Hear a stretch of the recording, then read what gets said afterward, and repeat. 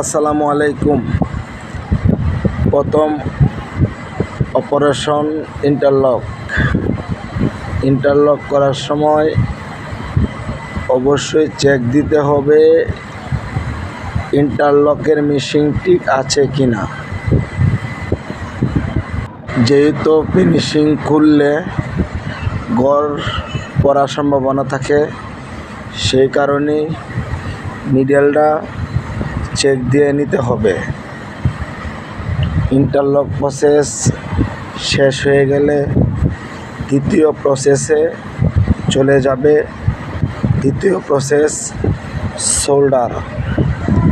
Solder করার সময় যেহেতু ডরপের কাজ, ডরপগুলি ম্যাচ করতে হবে। হ্যাঙ্কিং মার্কের হাফ কসেস উপর দিয়ে লিঙ্কিং করতে হবে। আরেকটা জিনিস খেয়াল রাখতে হবে, সোল্ডার স্টিচ যেন লুজ না হয়ে যায়। ডরপের মাল লুজ হয়ে গেলে এই সোল্ডার আয়রনে শুরু করা সম্ভব না। সোল্ডার শেষ হইলে পরের প্রসেস স্লিপে দিয়ে দিতে হবে। স্লিপ করার সময় অবশ্যই খেয়াল রাখতে হবে, কিছু কাজে ফরম পার্টে বেশি থাকে। সোল্ডার যদি ফরওয়ার্ড হয় তাহলে ব্যাক পার্টে বেশি রাখতে হয়।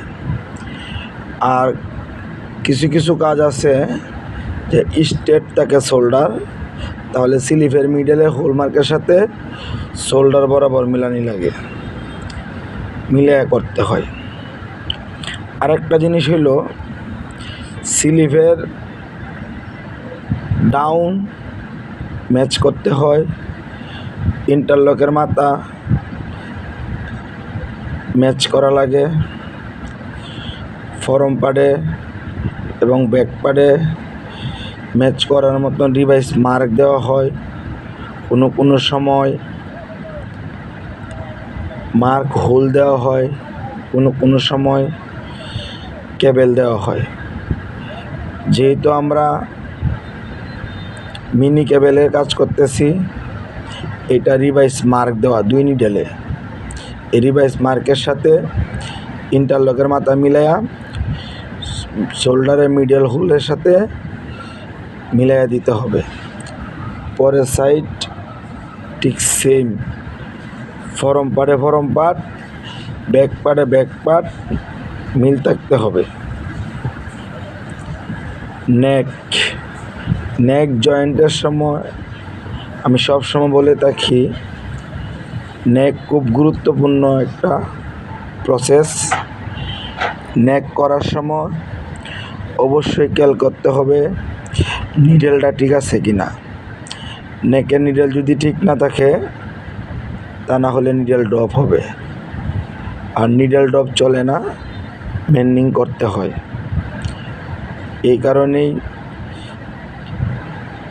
নেকের নিডেলটা একটু চেক করে তারপরে কাজ করতে হবে। প্রয়োজনে প্রথম পিস ফিনিশিং খুলে চেক করে তারপর করতে হবে। নেক করা শেষ, side CM last process. Side CM করার সময় ডায়াল মেজারমেন্ট ঠিক রাখতে হবে। কারণ হইল, সাইড মারা যদি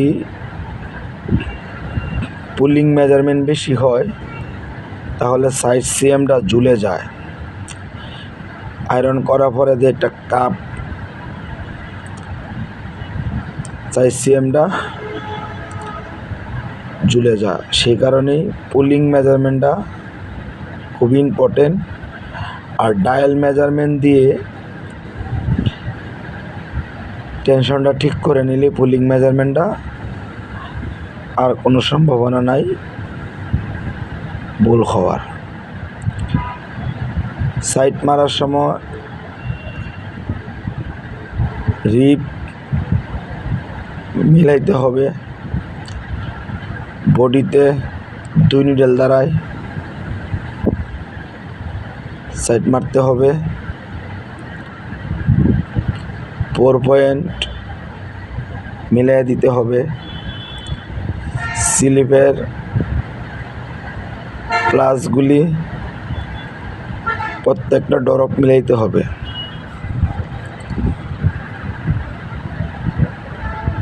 সাইড মারার সময় দেখেন এই যে স্লিপে মিলাচ্ছে,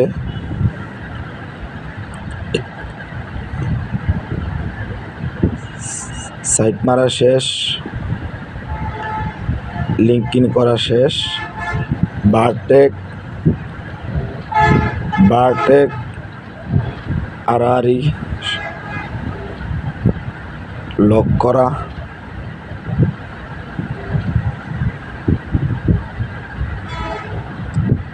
বারটেক শেষে ট্রিমিং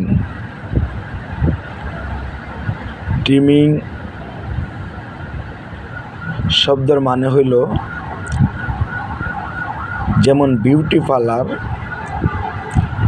মানুষকে পরিপাটি করে সাজায়, ঠিক ট্রিমিং বিউটি পার্লারের মতন। যত সুতা আনহাইডিং ফিনিশিং সব কিছু রিমুভ করে পরিপাটি করে সাজায় দেওয়ার নামই হয়েছে ট্রিমিং।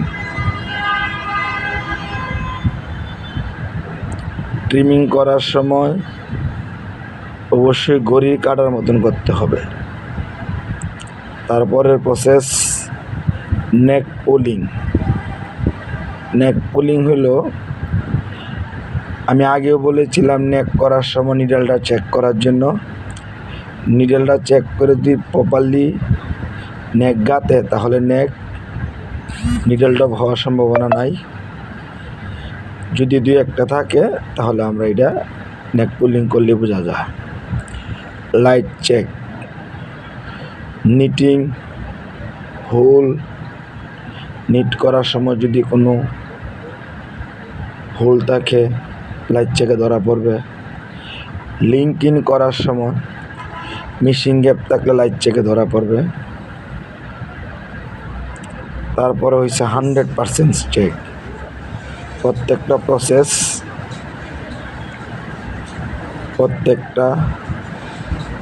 চেক দিয়ে কাজটা ওকে করতে হবে। যদি ভুল থাকে পিছনে যাবে, ওকে হলে সামনে যাবে। নেকটা চেক দেওয়া শেষ, আর্মল চেক দিচ্ছে, 4 পয়েন্টটা দেখছে টান দিয়ে। সাইড মারা দেখা শেষ।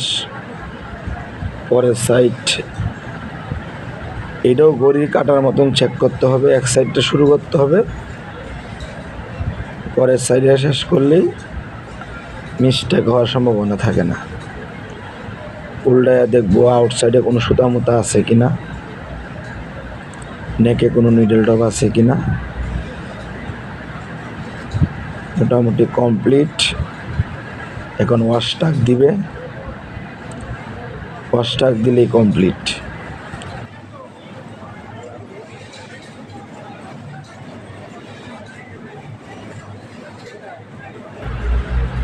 তারপর আরেকটা চেক আছে 100 পিসে 13 পিস, ওটাকে বলা হয় কিউসি। আমাদের কিউসিরা চেক করে। ধন্যবাদ সবাইকে।